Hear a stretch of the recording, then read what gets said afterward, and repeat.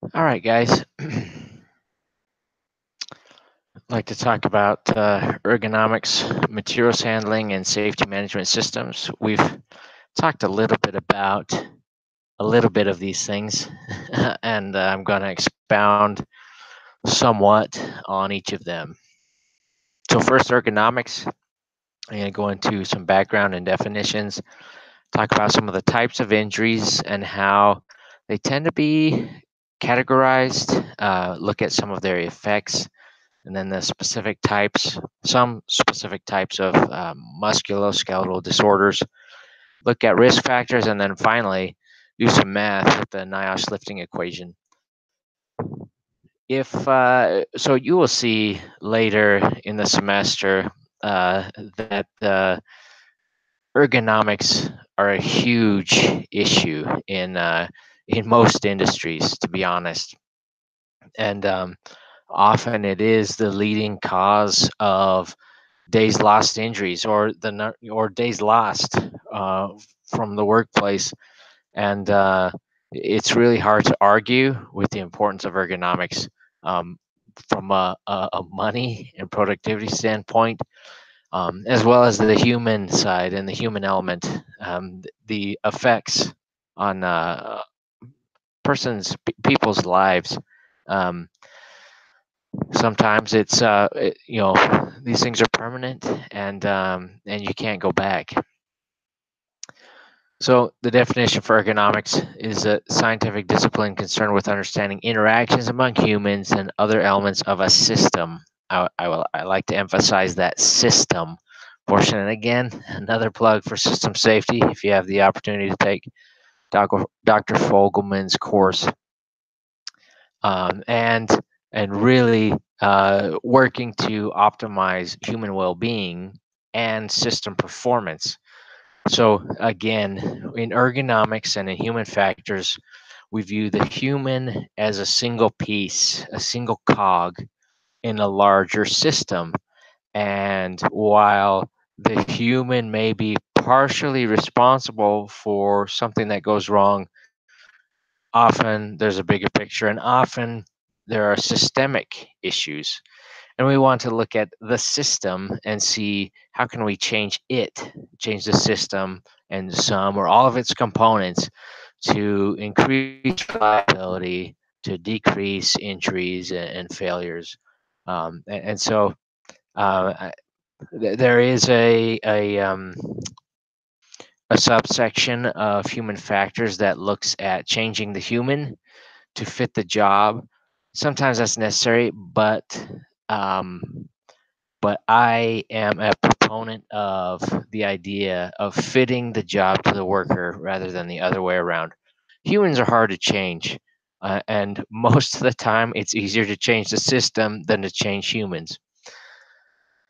Um, and that involves multiple different environments, scenarios, work situations. You have workstations, tools, and equipment, displays, software, so many different things that can go into ergonomics and human factors. There are lots of different ways to refer to ergonomic injuries, but so we're focused mostly on the physical side here. But generally, they can all be classified as musculoskeletal disorders. So we have different types of injuries involving repetitive motions and stress and cumulative trauma. So, for example, carpal tunnel syndrome is considered a cumulative trauma disorder. So it fits under that, but under the broader umbrella, it is an MSD. Little English test here. The difference between these two words, affects and effects. And what I just want to say here is that uh, these disorders and ergonomic issues affect muscles, nerves, blood vessels, ligaments, tendons, the skeleton as well. I don't have that on that list, but um, those are the tissues and organs or organ components that the ergonomics affect.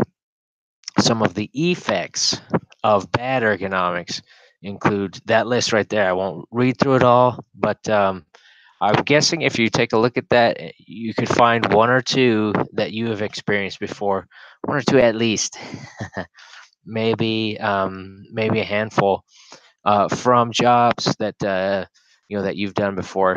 And I have that wrist brace on there because I swear that one out of every maybe 8 or 10 times, maybe less. Sometimes it's less.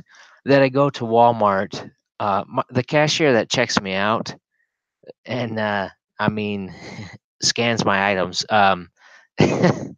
It has a wrist brace on, and yeah, I've been curious and interested in doing just a basic observational study, looking at some of the different retailers around town.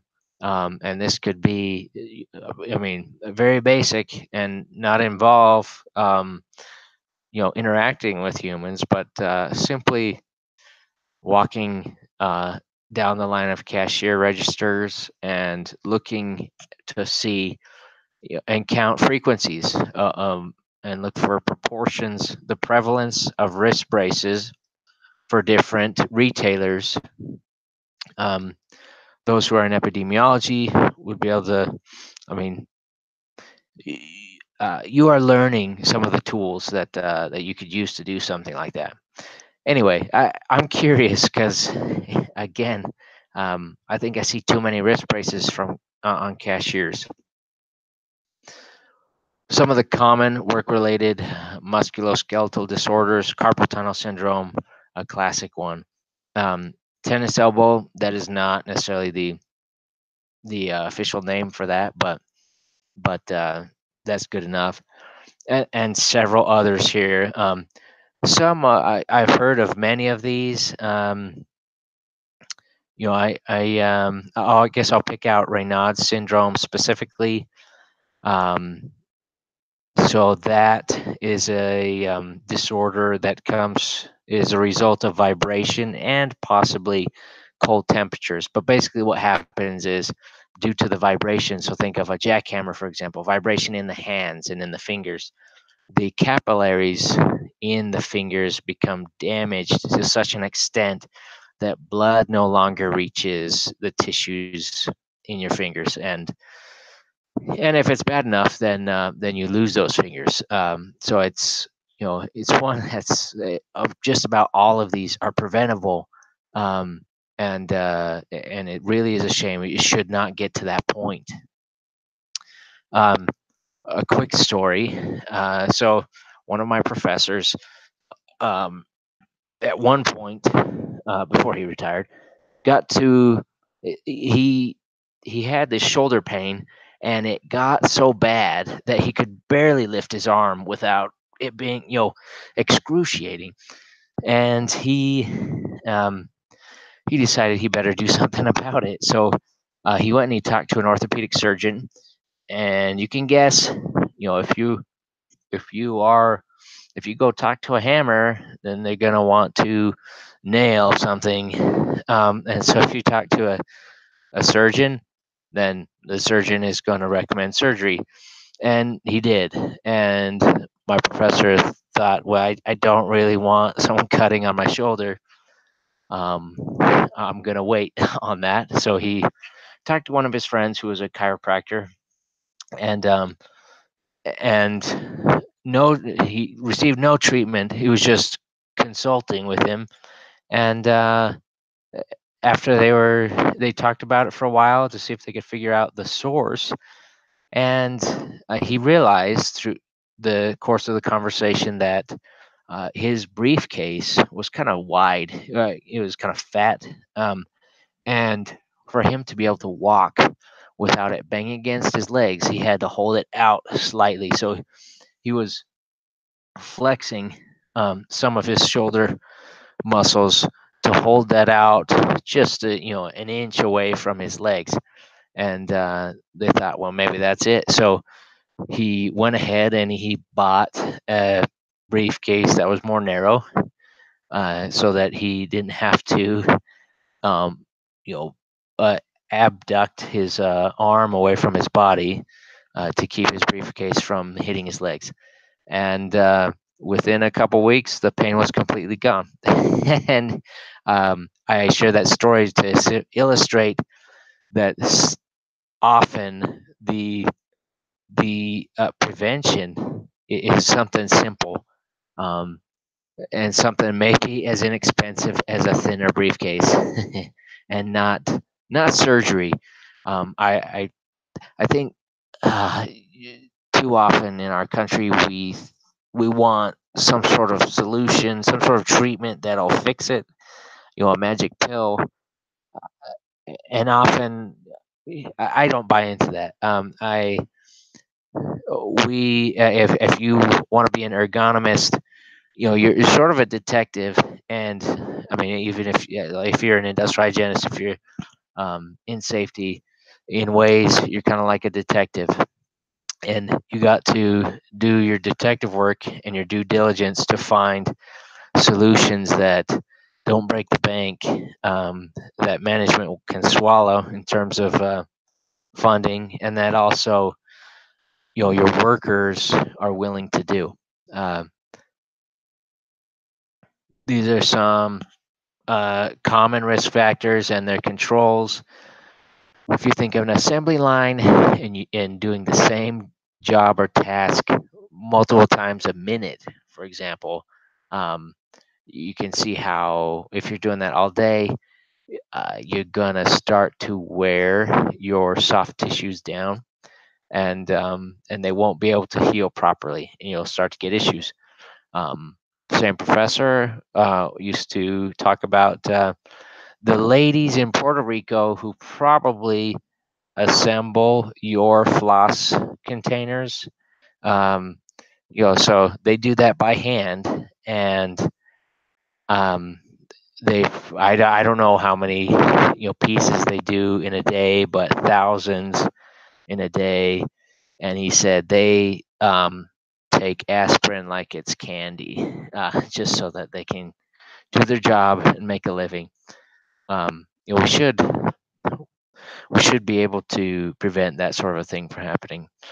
Lifting, vibration, awkward postures, work above the shoulder, all bad things that you want to avoid. There are other things as well, but I didn't want to make this list too big.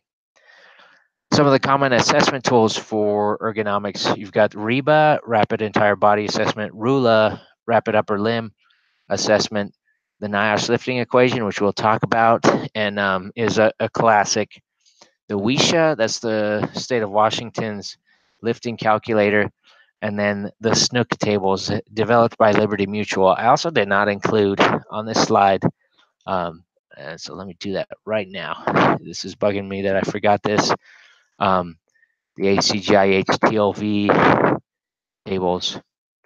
We're not going to look at those, but that is another resource. And to be honest, these are all different. They all give you a different answer on the same task. They each emphasize their own different things, and so it's impossible to say one is better than the other. But just some are more common, some are more convenient. So you have to find something that works for you. But to be honest, a lot of ergonomics is about talking with people and getting them to open up about how they do their job, what hurts, and maybe what they'd be willing to do instead, or any solutions that you might be able to find. A lot of it is really just talking to people. Okay, the NIOSH lifting equation. So we have the recommended weight limit equals the load constant multiplied by the horizontal multiplier, multiplied by the vertical multiplier, times the distance multiplier, times the asymmetry multiplier, times the frequency multiplier, times the coupling multiplier. And we'll talk about each of those in just a minute. So it's simply the product of all of those values. And we use that in the lifting index equation there. So the lifting index equals the load weight divided by the recommended weight limit. So if you have the load of the object that you're lifting is higher than the recommended weight limit, you're going to have a lifting index that is over 1.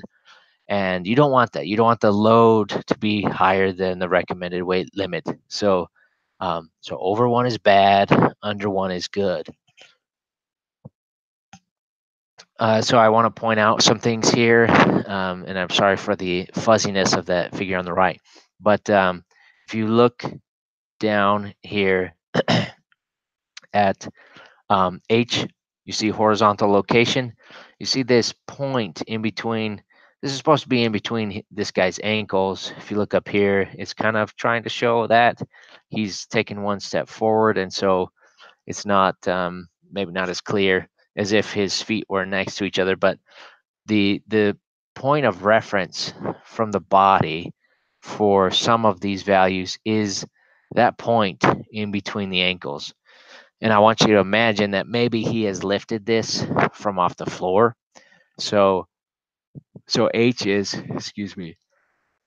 H is the distance between the ankles to the center of gravity of the box that he's lifting. You can see, I mean, if we assume that this was on the floor, he's already lifted it up. But so H is that distance from center point of the ankles to the center point of that box. So that's H. V is the vertical location. So from that point up to the center point of the box.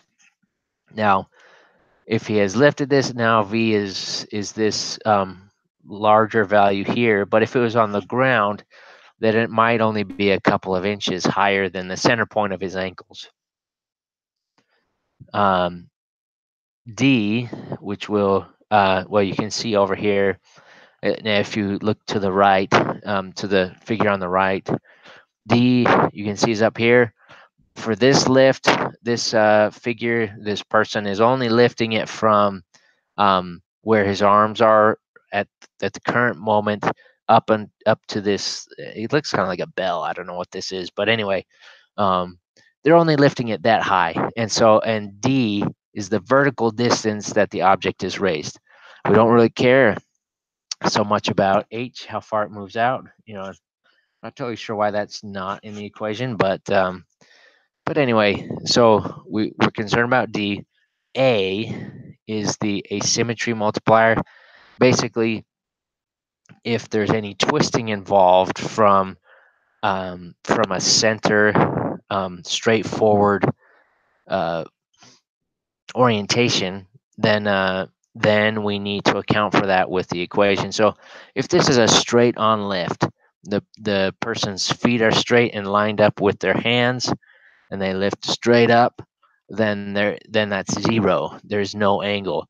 But if they are twisting their upper body to any extent, there's going to be an angle in degrees from that center point, and that angle is A in degrees. I think. And then the coupling. We'll talk about frequency in just a minute, but the coupling is the quality of grip that the person has on the object. So if a box has handles or cutouts, that's pretty good. If it's some weird, funky object, I'm thinking of. I mean, I've helped lots of people move, and mattresses. Sometimes they have handles, which is great. Well, a lot of times they don't, and sometimes the weight is not bad, and one person could lift the mattress just fine if they could get a grip on it. But it's difficult, and so it usually ends up being a two-person job. Um, I'm just not thinking of any other really awkward objects, objects that are shaped awkwardly at the moment. But you can imagine things that just don't have a good handle. I guess I recently got a kayak, my new favorite toy. It's a 12-foot kayak, and it has handles, but they're just not super convenient. And so the coupling on my kayak isn't great. it's good enough to move it around, get it where I need to, but it could definitely be better. All right, so and we'll talk about how you get the multiplier fact values here in just a minute, but we also need to talk about frequency on the next slide and coupling. So HM, the horizontal multiplier, it turns out that that is 10 divided by H. This is all in imperial um, units, so not metric. I'm sticking with the American way here. But if you want to, just look up Nyash's lifting equation. They have a document that explains everything if you'd like to use the metric version. So this is all in inches. So it's the horizontal uh, distance from the body, so from the center of the ankles in inches. VM is the vertical distance, so V, sorry, is the vertical distance that the center of the load is from the center of the ankles. And you can see this equation here. So this is the absolute value of V minus 30 times 0.0075. And then you subtract that from 1 to get your vertical multiplier. The distance multiplier, so so D is the distance that the object moved up, that you're lifting it vertically in inches. You divide 1.8 by that value and then add it to 0.82. And then finally, the asymmetry multiplier. So whatever twist in degrees that the person has to make the lift, you multiply that by 0.0032 and then subtract it from 1. So frequency multipliers, you use these tables. Um, and so you can see the frequency is and the work duration actually go into the frequency multiplier. So it's a little bit of both. Frequency is the lifts per minute, the average number of lifts per minute over a 15-minute period. So to determine this, if you're doing this in real life, you need to watch someone for 15 minutes and count how many times they do the lift, then take an average, a per minute average. So if they did it 15 times in 15 minutes, then they did it once per minute. So we'd come down to this 1 on the left, this far left column, and then we go across on that column and uh, figure out, or we'd have to determine first how long, for what duration are they doing this lift? Is this something they do all day? Which hopefully they have a good audiobook to listen to if that's what they do all day. Or I don't know, really fun coworkers to talk to because that's a boring job. Um, anyway, so if this is something that they do quite a bit, let's say during the day, then we come over here to the far right and we determine which of these columns we use. Now it also is asking us for the vertical distance from the body, and it's saying if it's less than 30, we use this column.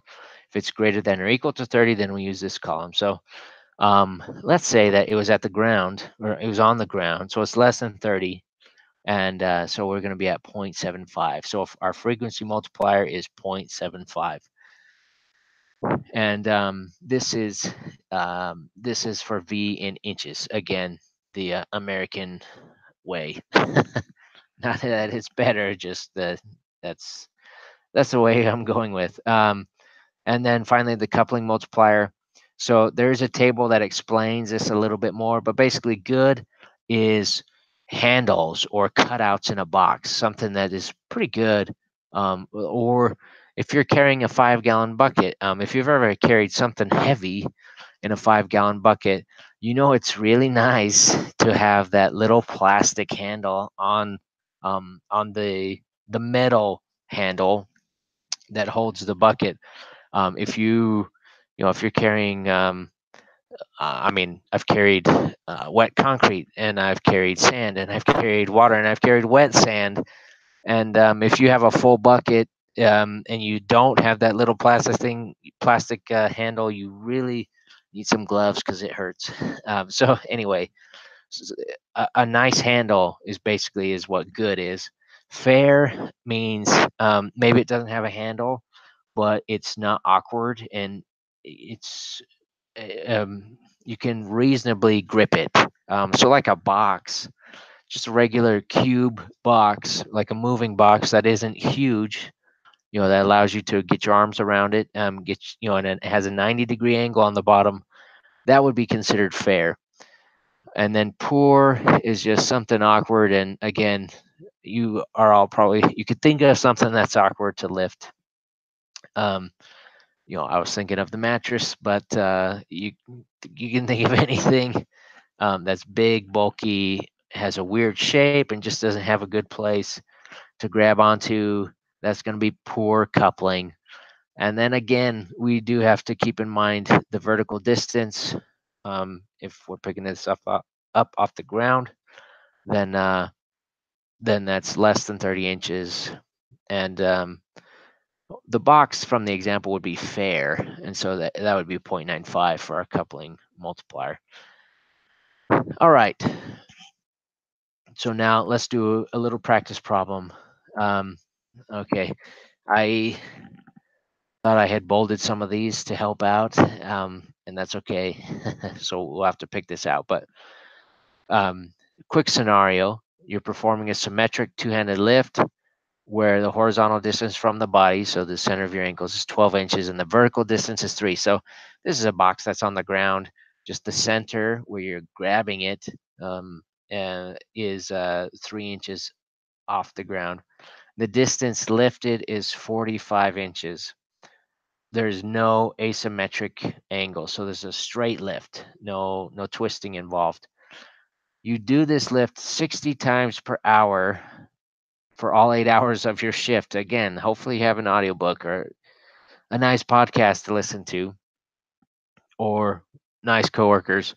The box is being lifted with no handles but has a stable center of gravity. It's a reasonable size. So what I'm saying here is fair coupling, and 90-degree edges on all sides. So that's fair for coupling. If the box always weighs 30 pounds, and you'll see why I say always weighs 30 pounds in a minute, what is the lifting index for this lift? And that's according to NIOSH. Assume no significant control. We didn't talk about that, and we aren't going to really.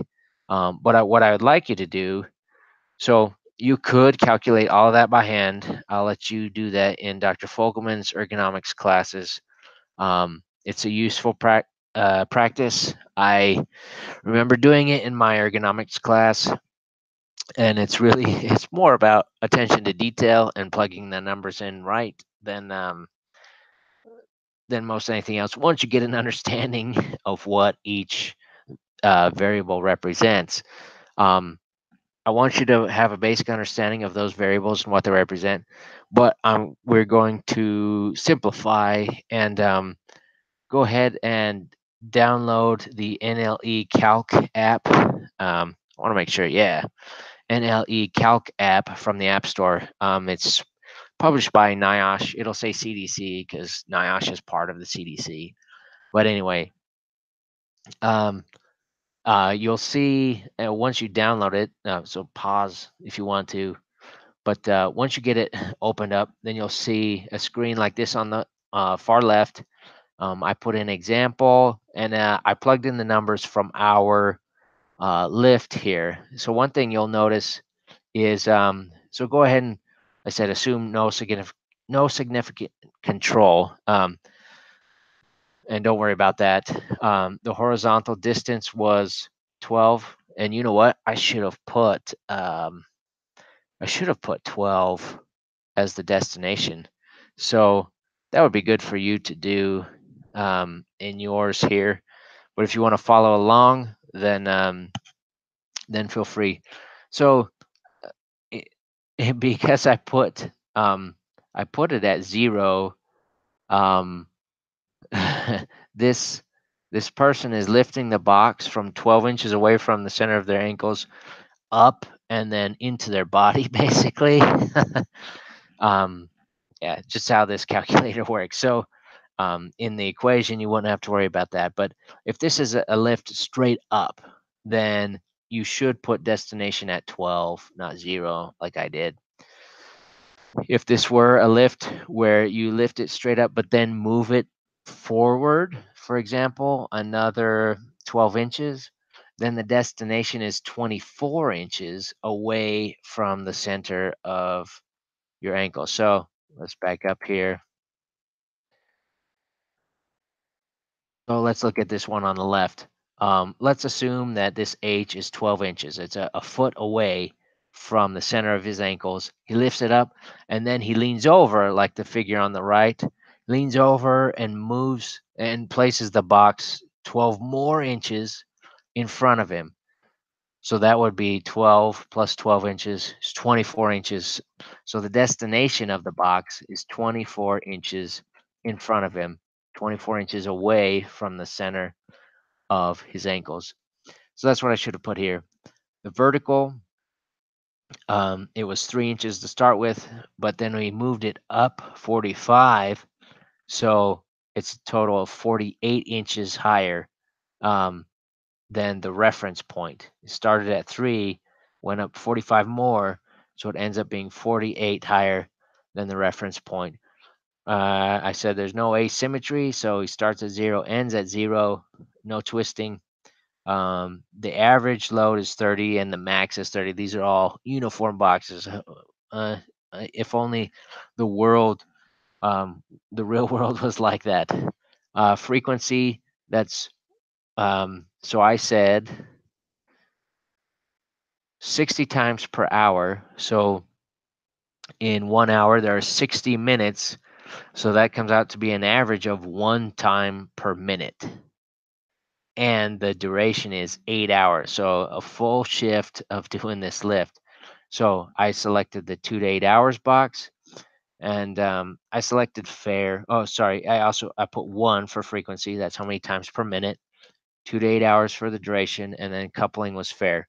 And then if you say calculate, then it will calculate that for you. It assumes a lifting constant of 51 pounds, like I showed you in the slide a few slides back. Looks at and we have the vertical distance of 45, which is what it's supposed to be. And it'll give you break down all of these values for you. So this is the same screen.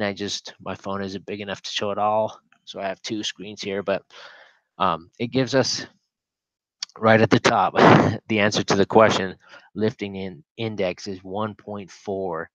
It's over 1, so that's bad. That's why it's yellow, because it's a little over 1. We don't want that.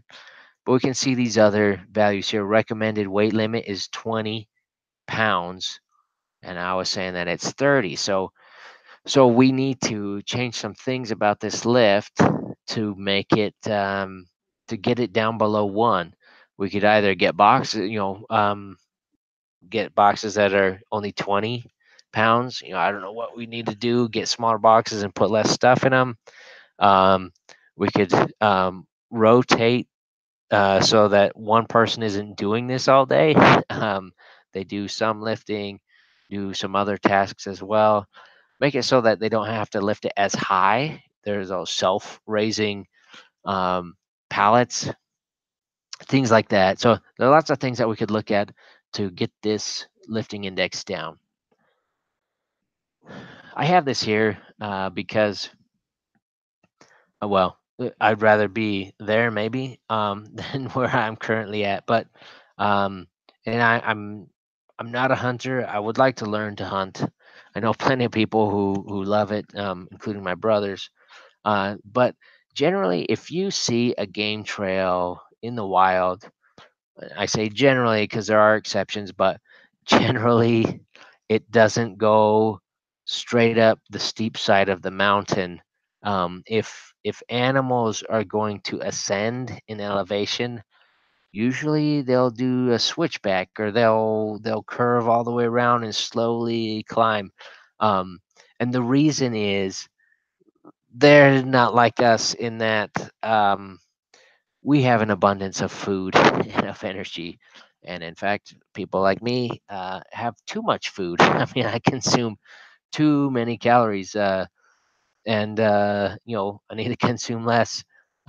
They don't have that problem. They are in a always in a constant struggle for survival, and so when they are moving from one place to another, if they can, they will do it in the way that takes the least amount of energy, and that is the switchback or the curving trail that goes all the way around and slowly rises. That uses less energy than the kind of trails that we make usually that go straight up the side of the hill, or just about. We human trails have, I think, I'd imagine, a lot higher grade than game trails. Anyway, so when we ask someone to lift something using the proper technique by squatting and using their knees rather than their back, we're asking them to go against their own nature. So we are wired the same way as the animals in that our natural default method is to do it in the way that uses the least amount of energy. And it's not because we're lazy. You might like to think some people are, but it's because that's the way we're designed. And to get people to stop doing that and change their default lifting technique takes a lot of training, a lot of practice, and to be honest, um, it's again my training as an industrial hygienist makes me want to just engineer out the problem. Not that I'm an engineer, but find a solution, find equipment, find tools, find something that eliminates the need to use a squat lift, and just um, remove the option so that you know that there's no chance of them hurting their back because they don't have to stoop to lift. All right, materials handling. Going to talk about some types of equipment: overhead and gantry cranes, slings, and forklifts. We will do a little bit of math, and but anyway, so there are conveyors, powered industrial trucks, or pit. That's just another way of saying forklifts. We won't really talk about conveyors. We will talk about forklifts some. Cranes, we're going to talk about those, and slings, all important for materials handling. So, with overhead and gantry cranes, again, this is just a quick introduction to each of these topics. So, don't, I mean, you'll know some, but please don't feel like an expert unless you have other training on these. Um, you don't want people to walk under a suspended load. So you either need to prevent them from walking under or make sure that the load moves in areas where people will not be. Um, you need to return the load block to its designated location after it's done, after you're done doing your work. Do not leave it low enough for someone to run into it. That makes sense. And don't leave a suspended load unintended because things do fail, believe it or not. Slings, cranes, things can and will fail. You don't want to leave unused slings suspended on a crane hook. You want to store wall mounted cranes against the wall. Don't leave them out in aisleways. Operators need to avoid distraction. If you're using it, always be looking for what could go wrong. And anyone operating it should be thoroughly trained. It's really important to know the load capacity of the crane and when it's safe to lift the load.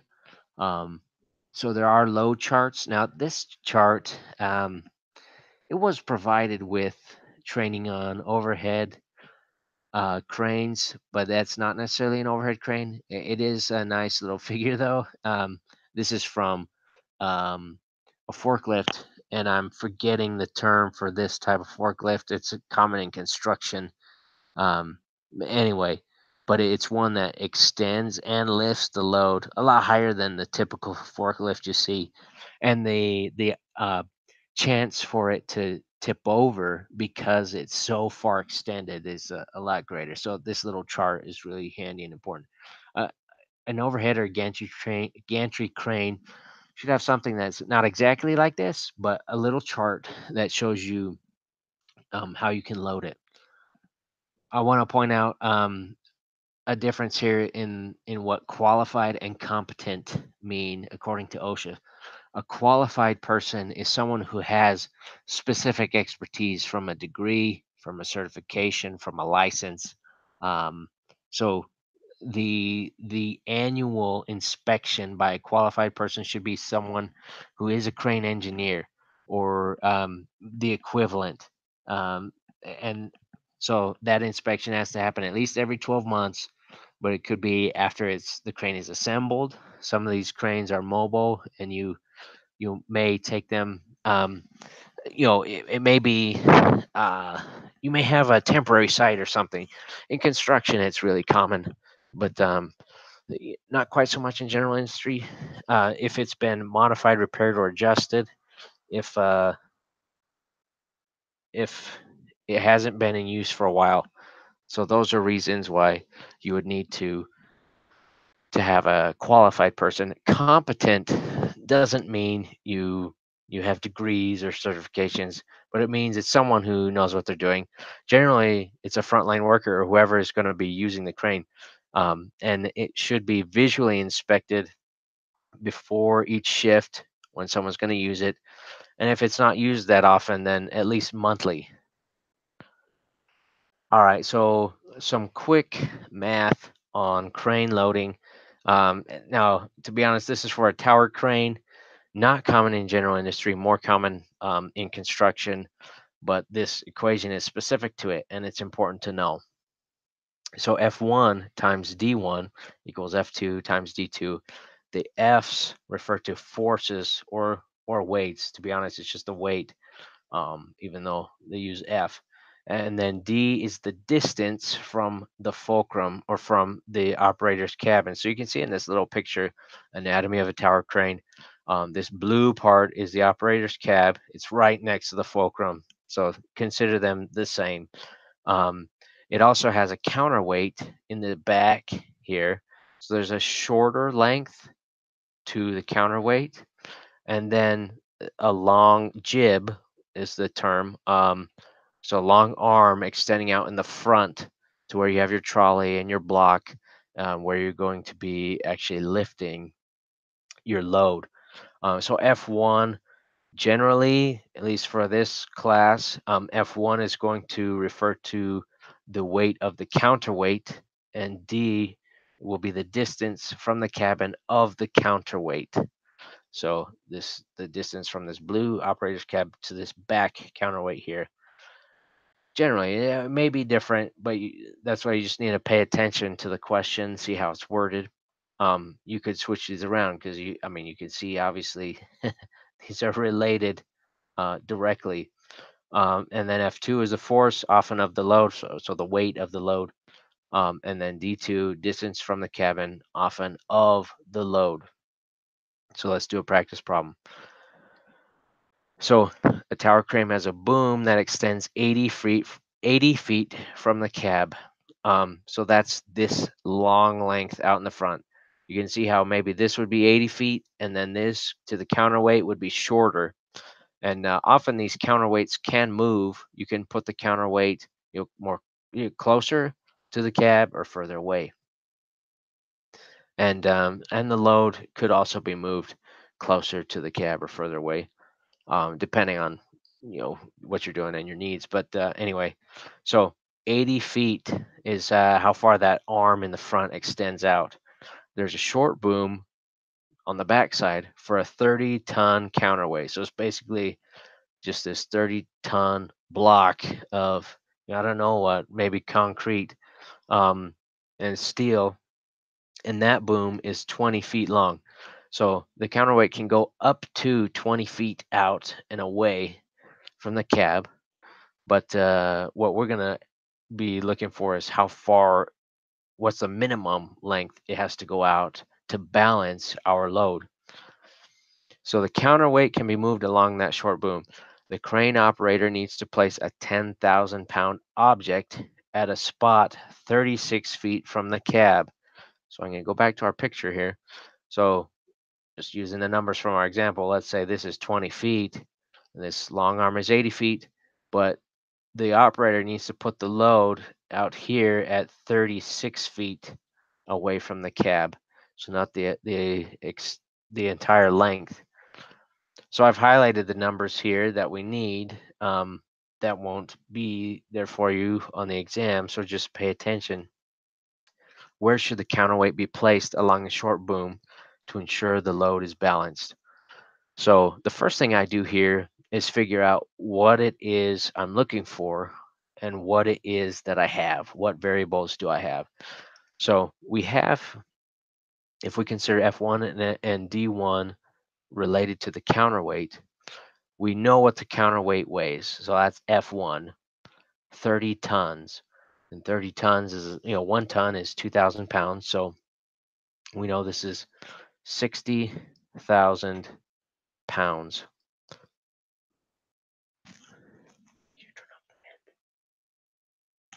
Um,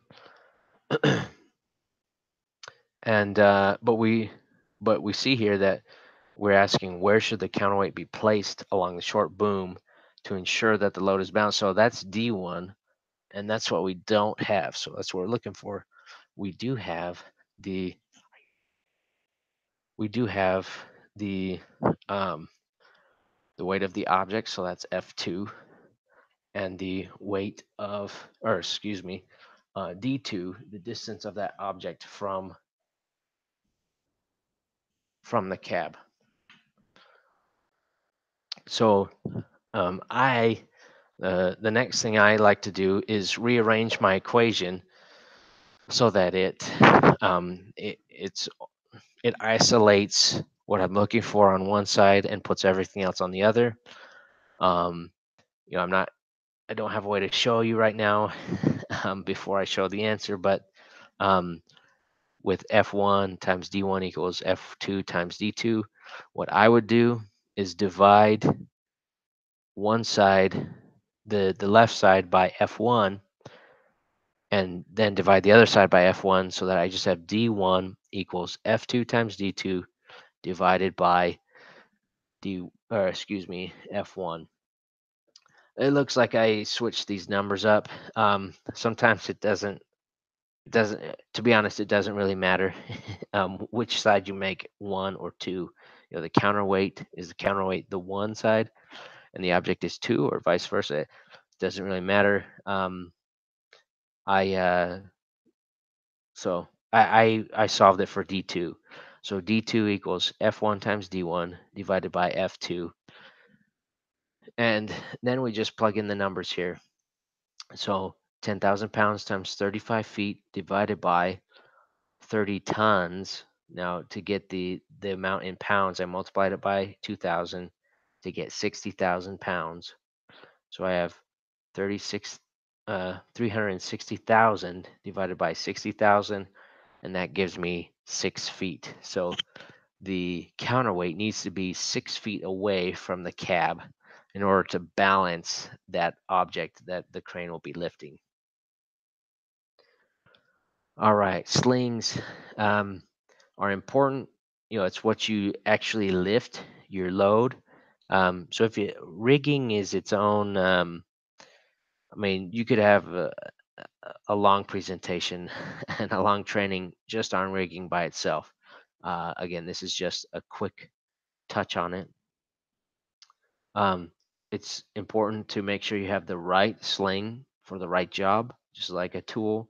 And it's important to inspect that sling before you use it. You can see there's some fraying here on this wire rope. That would be something important to take note of. And there are certain rules for wire ropes, so a little bit of fraying is considered okay, depending on where the fraying and how much fraying is occurring. Um, uh, we're not going to go into that. Some ways of mitigating hazards: lubricating where necessary, not shortening with knots that weakens. Any of these things can weaken your sling and create a point where you could have a break or a tear. Keep clear of loads and avoid sudden movements.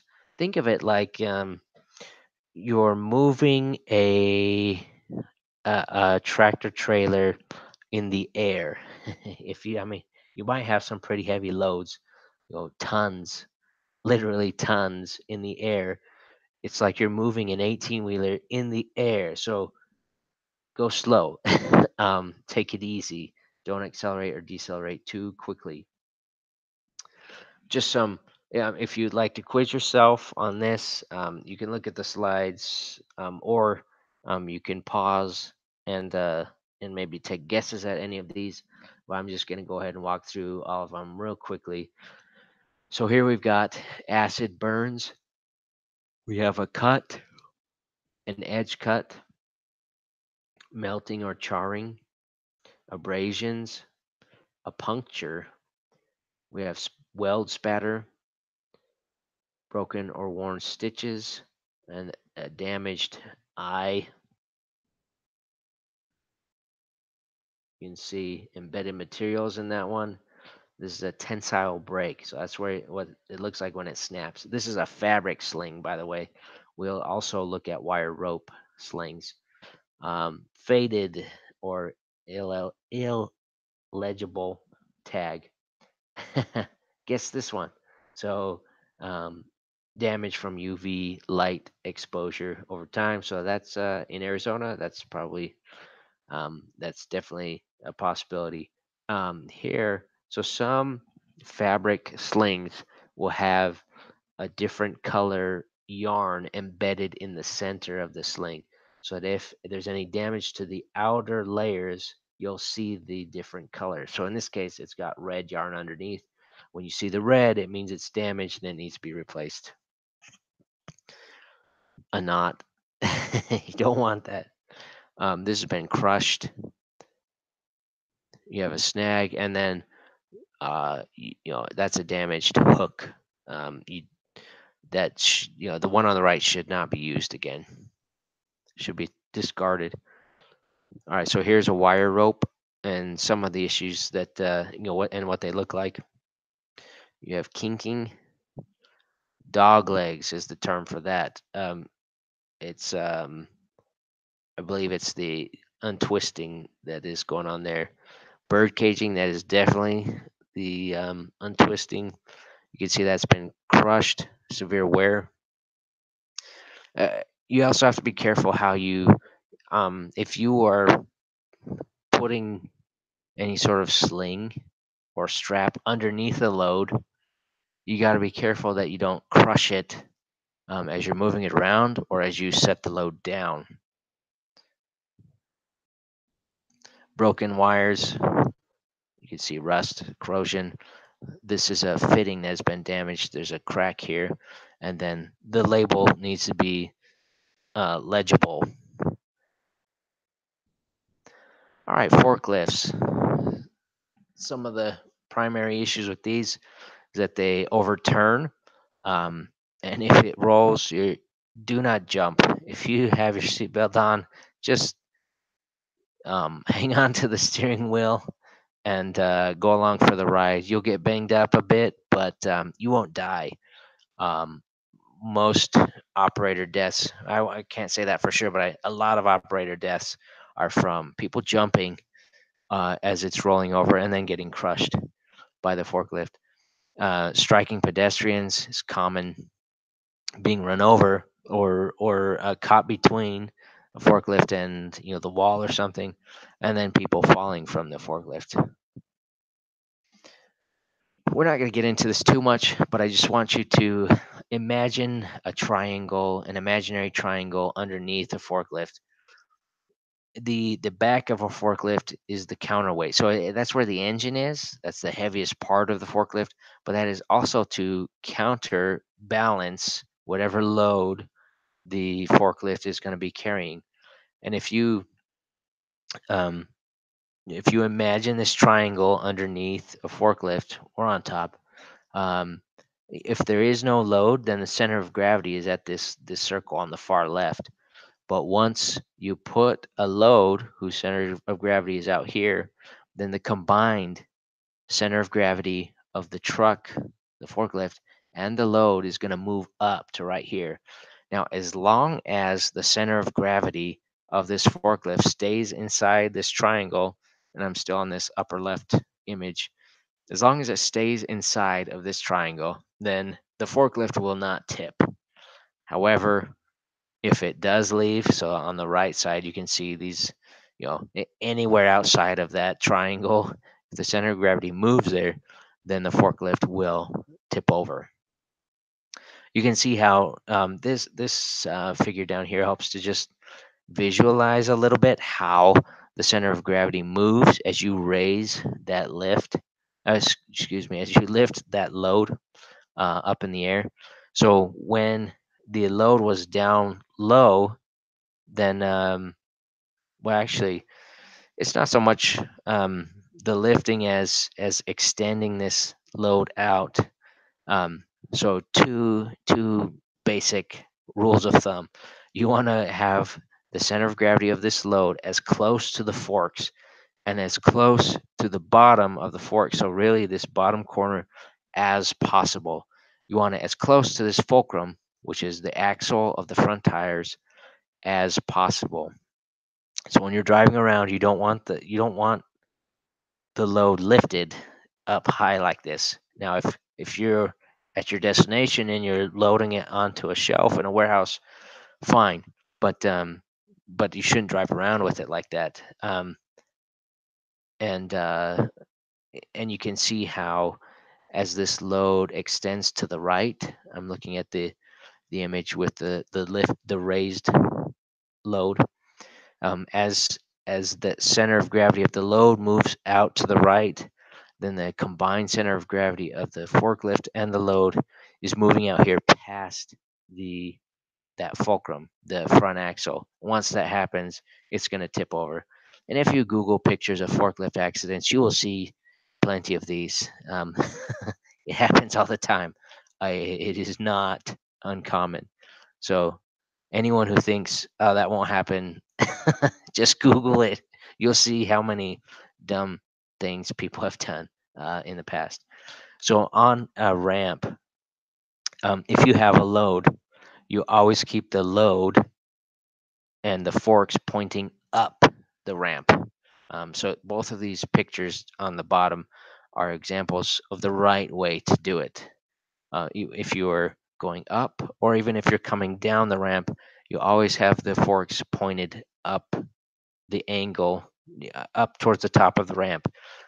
So you would be going in reverse and backing down if you're trying to move down the ramp. Now, if you don't have a load, then the forks go down. So you're always keeping the heaviest part. I mean, um, I guess you could say that the heaviest part of the forklift load combination up. Anyway, just remember, if you have a load, keep the load on the high end. Um, and you are going to have to tilt it and raise it a little bit because you're on a ramp if you don't want it to scrape when you get down to the bottom. Um, you have to make sure that you don't load more than the capacity, and we'll talk about that in just a minute. I want to point out this figure on the top. So if you have different boxes or something you're loading onto the forks, different loads, put the heaviest stuff closer to the fulcrum, closer to that axle and the edge and the um, this rack. You don't want the heavy stuff out on the ends of the forks. And you can see how on this upper right figure, if you just rather than laying that load down like that, tilt it up or on its side like the top figure, you move the center of gravity much closer to the edge of your forks there. All right, so some of the plates that you might have on a forklift, it talks about wearing your seatbelt, don't jump out if you roll over This tells you what to do in case you are rolling. Brace your feet, hold on tight to the steering wheel, lean away from where the impact is, and lean towards your seat, towards your steering wheel. This is a load chart, kind of like the one that we showed before for a regular forklift. These are pretty useful for visualizing what kind of loads you can take depending on the height um, of your lift. And then this plate, you should you should find a plate like this on every forklift that will tell you about the capacity. And this little table down here is really what you're looking for, but tell you about the capacity and possibly what sort of lift you can do. For someone to operate a forklift, you can't just be 16 and have a driver's license. You have to be 18 years old or older. You have to go through a competency based training. So it's not just like this, watching a lecture, but you actually have to maybe go through a lecture or whatever sort of training your employer has, and then do a test. So it's a written and a practical test.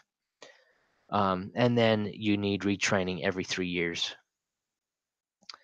And that's it for forklifts. So safety management systems. We've talked a little bit about these. I want to talk a little bit more about the elements involved. So this is an overview. This is OSHA's way of conceptualizing and framing a management system. It's different from the ISO approach, but I like some of the. I like it. There are some things I would rearrange, but on the right is an image from OSHA, from some of their materials. On the left is a diagram that I made for this, and I think it communicates a little bit better the way that I think of these and conceptualize them. So you have hazard identification and assessment. Um, then there's sort of this cycle, and really you could cycle between hazard ID and assessment, and then hazard prevention and control, and back and forth and back and forth. Um, and that's usually what will happen throughout a year is you'll cycle between those two, and then occasionally when you have time, hopefully it's maybe once a year, you'll have a chance to evaluate your program, go back and look at data, look at trends, talk to people, and see how your programs are doing. But underlying that whole process, and I think important to every step, is that management leadership and worker participation. That is key. And in the next phase of the course, we're going to talk a lot more about those and how important they are. But this is just a quick overview because your exam will have a little bit on these concepts. When, this term management is referring to those who may have that title in an organization. Really, it is those decision makers who manage and lead the organization. It's really important for those people, mid management, upper management, the CEO, all of those people to be on board with safety and to be committed to supporting safety in an organization. A lot of times, what companies will do is in the safety manual, the first page is a letter from the CEO indicating their commitment to safety, and it is signed personally by the CEO. Now you know that's just words on a piece of paper, but it's one thing that the CEO can do to show commitment. There are lots of other things. You can imagine if someone comes to management with a complaint about safety, if it gets brushed aside you know and the manager doesn't give it any time, then that sends a signal, and it sends a signal that they're not committed. But if the manager or leader does take time to hear out the complaint, um, spend some time looking into the problem, talking to people, figuring out what sort of controls or solutions might be possible. And even if at the end of the day, there's not funding or something to do that, if they spent the time to go through those steps and show that they care, that still shows commitment. Now, it does help to provide resources and put your money where your mouth is. But anyway, it's really important for management to lead, to be not just managers, but leaders and leaders in safety. Set an example as well. You can imagine the boss that they see a piece of trash and they yell and scream for somebody to get over here and pick it up. That sends a certain message that that picking up a piece of trash is beneath them, but not for anyone else. Whereas if you see a leader who notices some trash without saying a word, walks over, picks it up, and throws it away, anyone who noticed that um, will get a certain message, and that message is that that leader cares and they're committed to keeping the shop clean, the facility clean, and it's not about power, and it's not about status, but it's about everyone working together as a team. Workers need to be involved in the entire. Well, I mean, anywhere they can be involved, they need to be involved. Um, and one of the case studies we're going to cover later is a classic example of this, where leaders or managers, directors had a great idea on how to solve something, but because they didn't involve workers, it got rejected and basically did not get implemented. So when you can involve workers, um, generally you're going to have more success in implementing a new program, a new solution, a new control, because they'll have buy-in. It's kind of like Inception. You have to make people think that it was their idea. So maybe you had the idea, oh, you know what, if we did this, it would be great. It would solve our problem.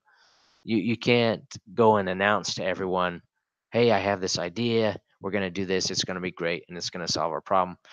You got to involve people and let everyone feel like they have a voice, and hopefully you can do some inception trickery and make them think that it's their idea and have them present it to you, and then you say, oh wow, that's a great idea, let's do it. A real leader is able to do that, and that's like mental jujitsu or something. You know, that is like the you know um, level 10 or whatever, black belt leader right there. Um, a lot of times, this participation comes in the form of a safety committee where individuals, workers from all the departments, um, so certain individuals, one or two individuals from shipping and receiving, one or two from operations, one or two from maintenance, one or two from facilities, uh, um, someone from safety. Uh, everyone, each department has a voice on the safety committee, which meets regularly, maybe once a month, maybe twice a month. Um, just depends. But the safety committee really is a strong vehicle for involving people and getting a lot done in terms of safety. Hazard identification and assessment. So you can imagine, for a facility that has been established for 50 years, this process might look a little different than if you are on the front end of a new company that is being organized, and where the processes are still being designed. um, you'll it's going to look different. But assuming, let's say, this is a facility that has been established, and most hazards have been identified already. This doesn't mean all of them have, though. um, this is something that the safety committee could work on, for example. So um, we one quick story. When my boss and I went to Chile, we went to one of Freeport's copper mines there, and we provided some leadership training to supervisors and management with an interpreter. Neither of us speaks Spanish, unfortunately, but um, one of the activities we had them do was to do a hazard recognition exercise, and we randomly assigned people into different teams and sent them to different areas of the mine. And the most consistent feedback we got on that exercise was that it was really good to have people who had never been to the crusher, who had never been to the mill, who had never been to these different facilities, to go on these audits, basically. I mean, these are basically safety surveys or walkthroughs, identifying any potential hazards and taking pictures and documenting them. Um, we all know that if it's something that you do every day, it starts to become kind of invisible, right? So the hazard might have been there, but because it's always been there and no one has ever done anything or said anything about it, it becomes invisible. And so having someone fresh come look at your department can be helpful. But that's something, again, the safety committee could do. The safety committee could, each month, rotate through different parts of the facility, doing a quick walkthrough audit to identify hazards. It's something that frontline supervisors could do. There are different ways you could do this, but basically, you need a process for identifying any hazards that may be present and then assessing them. There are different assessment tools. We're not going to get into those in this class, but you have job hazard analysis, there's a risk assessment matrix. There are other tools as well for assessing risks. And the ones I've just mentioned are pretty basic. There's fishbone diagram, there's a bow tie analysis, lots of different things. They're all these that I'm referring to are all pretty simple, but they're just a good, quick and dirty way of assessing risk. They are um, not really quantitative and not exhaustive or super thorough. Um, and to be honest, most organizations don't get into risk assessment at that level. I'd imagine in aviation and aerospace, it does go to the next level. Um, but we're talking about occupational here. It's a little less involved. It could be more involved. In environmental risk assessment, you do lots of modeling and stuff, but we don't worry about that too much.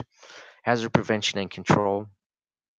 This is where you're trying to figure out what you could do. And again, like the briefcase example, usually, if you're creative and you look hard, do your detective work, you can find a control method that is simple, straightforward, that people don't mind doing. The workers won't reject it. Um, Saves money, doesn't cost too much, and eliminates the hazard. But anyway, so this would be a process where you would want to involve everyone, safety committee or the workers who are actually doing the work. And that's the thing, is no one knows their job better than them because they do it every day. um, they know where the hazards are, they know what you could change and not disrupt their workflow. um, and what might disrupt it or throw off the whole process. So generally, they know it better than anyone else. They're in the best position to identify hazards and to offer suggestions for controlling, or at least act um, as feedback or a sort of QC to make sure that your suggestions aren't going to throw everything out of whack. Um, OSHA has education and training in here. I consider education and training a control, and so I wouldn't dedicate an entire slice of this pie to it. Um, they do, and that's fine. I guess, but you will, if you haven't already, um, find out that I mean, I'm a fan of changing the process or changing the equipment and not trying to change the people. So it is important though. People need to know what they're doing. Um, and um, a- anyway, I don't want to bash too much on education and training because it's important. But I always like to try and look higher up on the hierarchy of controls and figure out something else. This is a really important part that most organizations overlook. Um, and even now, this is with safety, not in engineering, but in safety at companies even like Raytheon, which, if you're not familiar with them, they have contracts with the federal government to design missile systems. Um, their safety professionals look at data, but they it is so I guess shallow is the right word. They their data analysis is it's something that you guys probably could have done as sophomores in your undergrad. I don't know, but it's just it's not real thorough. Um, and we're gonna try and so this is the third phase of this course, but we're gonna try and take it a step further, at least one step further. We're not gonna get too fancy, but but looking at some data and trying to figure out how things are going. I had an interview with General Electric in Tucson. They have a repair shop there, and I was interviewing for a job as the EHS manager. I was still a master's student, but I applied anyway. If you haven't heard me say this already, let them tell you no. Go ahead and apply, even if you don't meet the minimum qualifications. And I made it through the first interview, and it was down to me and one other person. And I didn't get it, but the general manager of the facility said that he liked the way I thought, and part of that was my answer to one of his questions. He asked, what are you going to do when you get here? Day one. Um, and and I said, well, I want to get a baseline um, in terms of safety, environmental health and safety. I want to get some numbers and a baseline so that 6 months from now I can see how we've done. Have we improved? Or have we digressed? What's going on? Look at the numbers, and he liked that. Anyway, it's important, and unfortunately, too much in safety, it gets ignored. Even in aviation, I mean, um, there is a wealth of data available, not just in aviation, but in lots of industries, and no one looks at it. We're really good at collecting data. We're really good at storing data now, but most people don't have the skills to analyze data. And you don't have to be a stats whiz to do the types of analysis that I'm talking about. Um, and to be honest, um, I find this is not to say anything. This is not a dig at people who like stats because it's important. But I find the most helpful techniques don't really use stats. More of the machine learning and data science techniques that aren't limited by the assumptions of most statistical techniques. It's important to understand that stuff while doing machine learning. But anyway, I digress. A little bit of a tangent there. It's important to at least annually take a look at your numbers and see how you're doing. You could even collect data, do a survey, do an end of the year safety survey. After you do the first one, you kind of have a baseline to compare after the second, then the next year, and say, okay, have we improved? And if not, where are we lacking? Um, that helps you to make data driven decisions, evidence based decisions, and develop programs or policies to help address those. OSHA has this as a separate chunk, and it is important, and I think it almost does deserve its own slice of the pie. But to be honest, it could be included in everything else. And you saw from my figure earlier, I didn't have it called out anywhere. I also didn't have education and training called out again because I think it is a control. But yeah, lots of contractors can be an issue.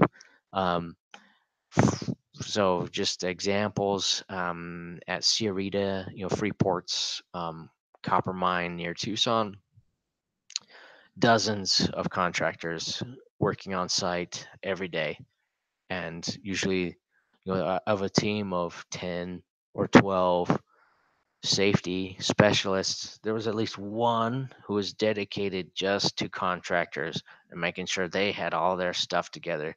Now, one probably isn't enough because that many contractors is it's a big bag of trouble in terms of getting them all on the same page, all up to your standards. Um, Honeywell, I know, can have similar issues. I mean, a lot of organizations will have contractors for work that either they do not have the expertise to do, or it's they don't want to do it. it's it's messy and they don't want to do it, so they contract it out. Um, Even look at Embry Riddle. Embry Riddle has contractors, Sodexo, and I'm sure there are others. I mean, the construction companies are also an example. They are a contractor. They come on Embry Riddle property to build Embry Riddle property, and it's important to make sure that contractors are on the same page as you.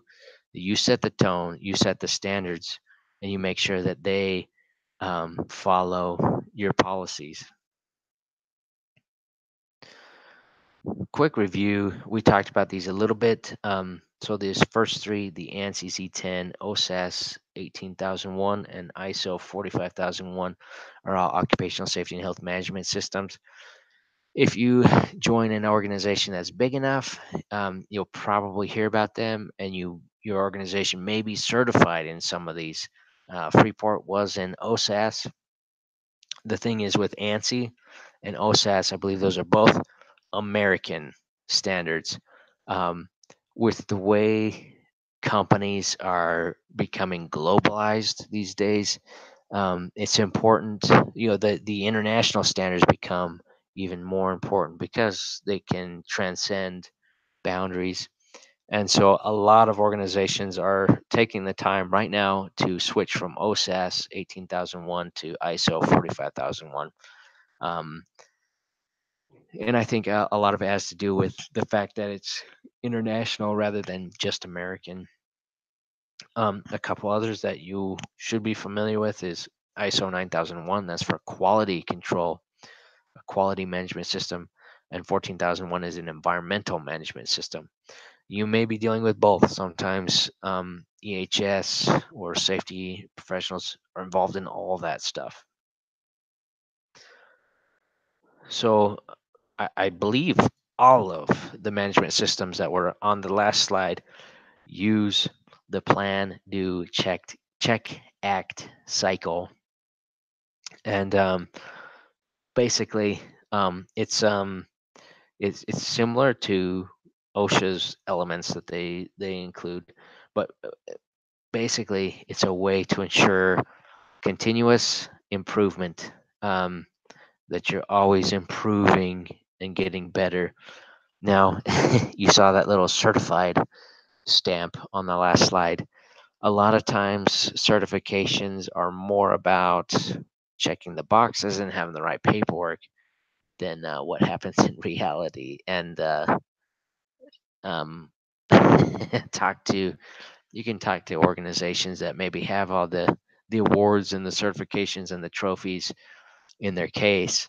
Um, but if you talk to somebody who is on the front line and sees things from day to day, they might have a different story to tell and say, well, on paper, everything looks good, but in reality, it's not so much.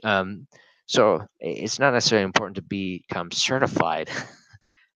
What's more important is to have a system in place, whether it is the PDCA system, or, which is in all the ISOs, some sort of system that ensures that you are always improving, always learning, getting better as an organization.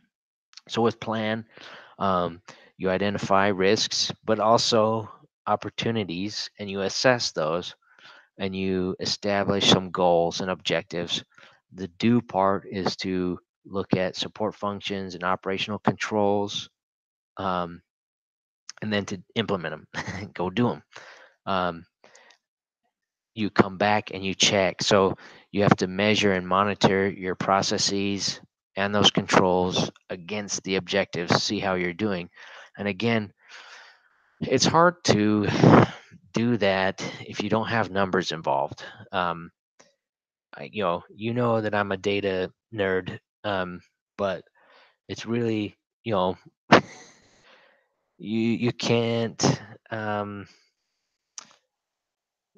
I guess you could, but it wouldn't make a lot of sense to make your goals subjective, and dependent on somebody's mood, for example, and how their coffee tasted that morning. Asking someone, how's safety going? Oh, it's great. That that doesn't work. You got to collect numbers, collect some data, um, to measure, and then act. So you um, look at your results, you look at your numbers, you look at all the things that you've done, and any corrective actions that you've issued, and you work on improving performance where it's lacking. That is the basic cycle. Um, and there are some other things on this figure that you see here. Those are key parts of those ISO management systems. We will talk about these in more depth in the next part of the class. But you can see there in the center, leadership and worker participation. So those elements from the OSHA framework are in here. They're just scattered around a little bit, and it's organized a little differently. But the ideas are the same. All right, guys.